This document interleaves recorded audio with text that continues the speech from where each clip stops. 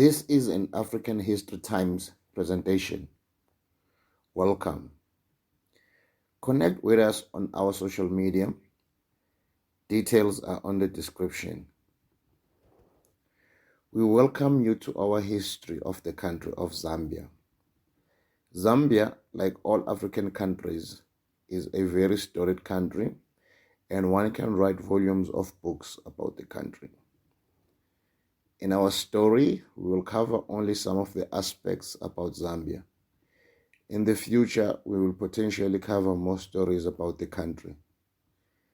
Please note that Zambia was known as Northern Rhodesia during the colonial era. And before that time, there wasn't necessarily one name for this territory. In this story, we will sometimes make use of both terms interchangeably.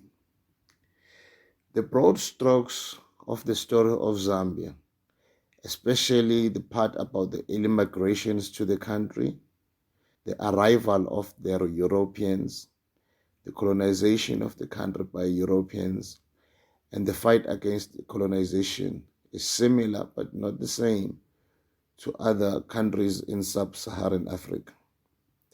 As we shall see later in the story, Zambia even shares a common history with its neighbors, Zimbabwe and Malawi, formerly Southern Rhodesia and Nyasaland, respectively. However, Zambia has its own unique identity. Some of you may know the history of Zambia already.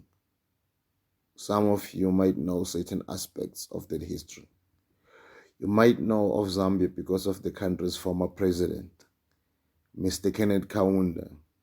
And not to poke fun, he was a man famous the world over for his ability to cry seemingly on cue. Some of you may know about some of the sport-related stories coming out of Zambia, as those tend to transcend cultures and boundaries. So, for instance, you might know of Zambia because in 2006, golf player Madalitso Mutia was the first Black African to play in the US Open. You may or may not know that in 1964, Zambia declared its independence on the day of the closing ceremony of the 1964 Summer Olympics, thereby becoming the first country ever to have entered an Olympic game as one country and leave it as another. You may know that soccer is by far the biggest sport in Zambia, and also that in 2012, Zambia won the African Cup of Nations for the first time after losing in the finals twice. You may know of Kalusho Bala, Zambia's most celebrated soccer player.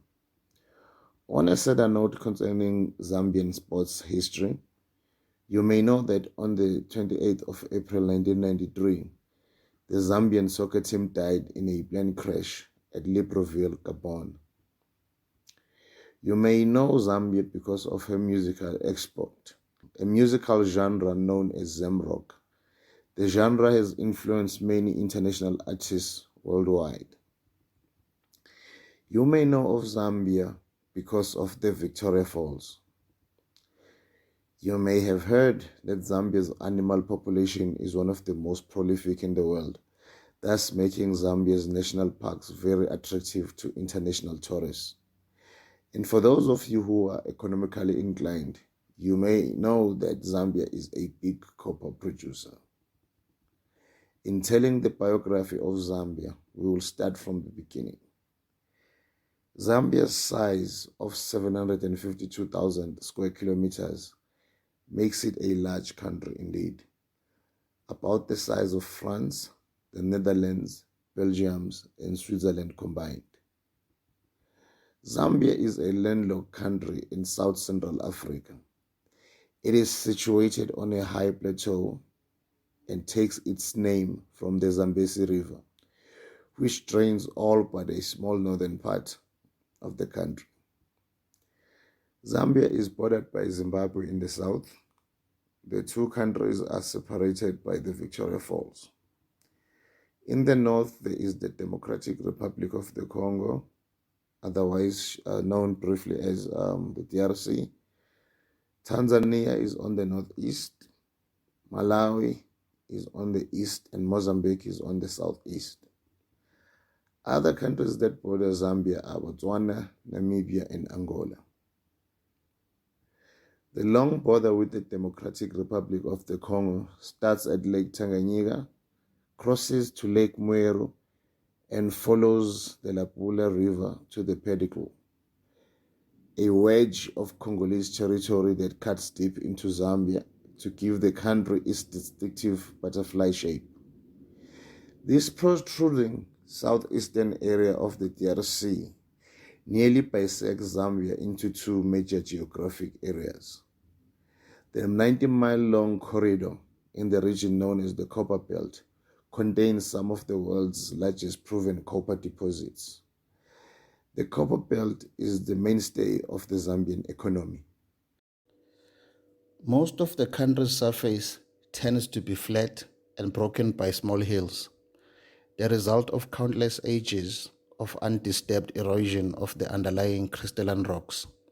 These rocks contain the bulk of the country's wealth in the form of minerals. Large parts of Zambia are thinly populated. Much of the population is concentrated in the country's most developed area, known as the Line of Rail, which is served by the railway linking the Copper Belt with Lusaka, the capital, and with the border town of Livingstone.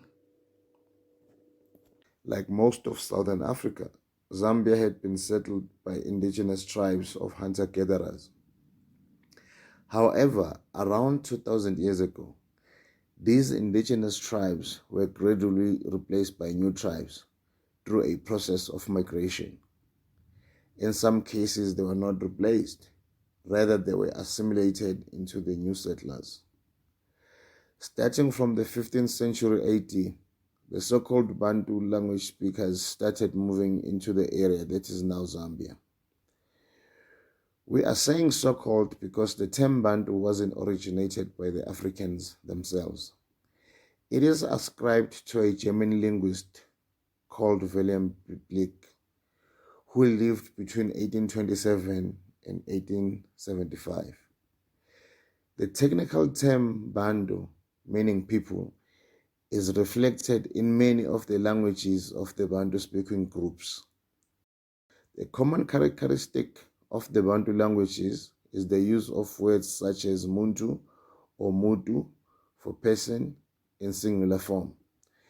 The plural prefix for human nouns starting with mu dash in most Bantu languages is ba dash, thus giving a plural of Bantu, meaning people.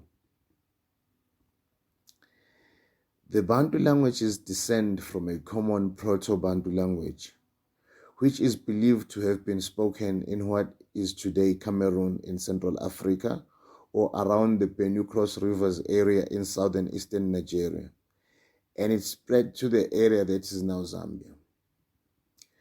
The Bantu languages are part of the larger Niger-Congo language family.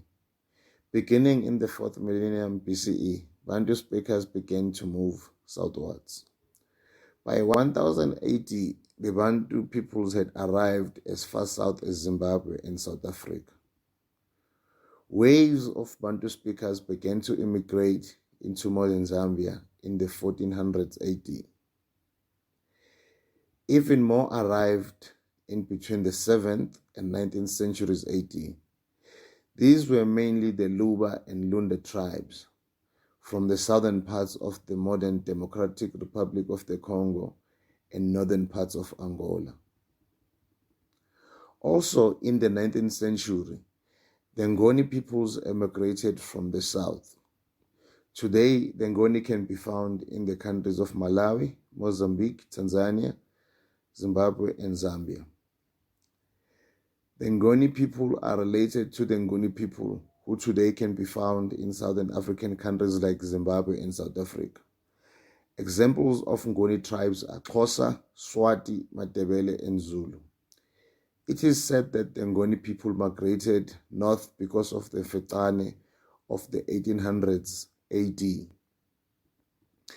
The word Fetane comes from Zulu and Xhosa words meaning crushing or to become thin from hunger, respectively. European authors and historians, who were the initial authors of written histories about this subject, originally thought that the Mfecane was the result of warlike activity of the great Zulu king, Shaka Zulu, and also to a lesser extent Mzilikazi, the king of the Matebele. Modern historians believe that the Mfecane was a more complex event, possibly caused by conflicts between tribes in southern Africa, and also by things such as climate change and food shortages. By the 1900s AD, the territory of Zambia was more or less settled by the peoples that occupy the country of Zambia today. Although most Zambians are of Bantu origin, Zambia today consists of a wide linguistic and cultural variety. The Bemba group is the most widespread, accounting for more than 1/5 of the population, and it is distributed in the northern central part of the country, in the northern Luapula and Copperbelt provinces. The Nyanja, also known as the Chewa and Tonga language groups, are also important, together accounting for more than 1/5 of the population. The Nyanja languages are spoken in the eastern and central provinces, while the Tonga languages are spoken mainly in the southern and western provinces. This is the end of part 1 of our History of Zambia. Stay tuned for part 2.